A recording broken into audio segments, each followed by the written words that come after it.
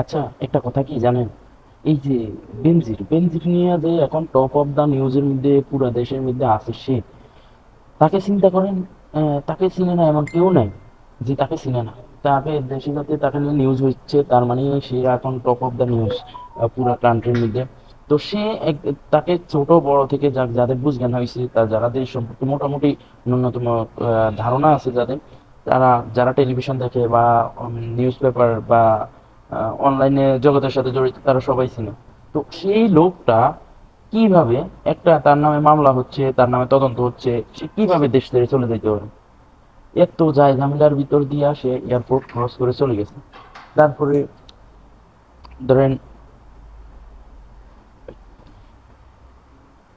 তারপরে এই ধরেন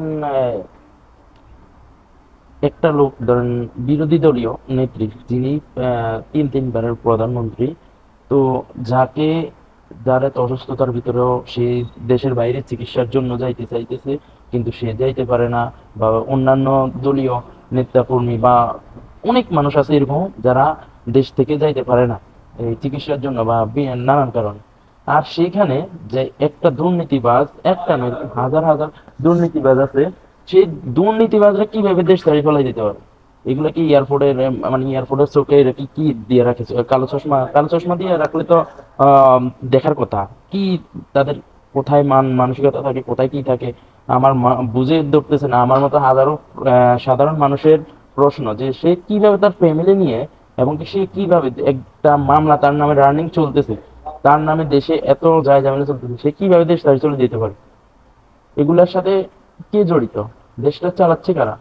আপনি আপনি চুপচাপ থাকেন, আরো একজন চুপচাপ থাকে, এইভাবে করতে করতে আমাদের সাধারণ মানুষের রফা দফা শেষ।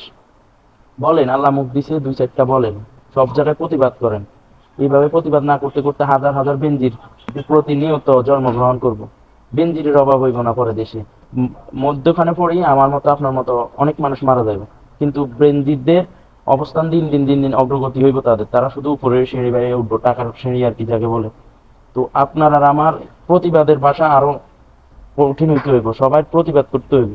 প্রতিবাদ না করলে, এখন প্রতিবাদের মূল স্থান হচ্ছে অনলাইন জগৎ, যেখানে দুই চারটা কথা আপনার আমার বলা দরকার। আল্লাহ জবান দিছে, ন্যায় অন্যায় তো আপনারা বুঝেন, ন্যায় অন্যায়ের প্রতিবাদ করতে হবে।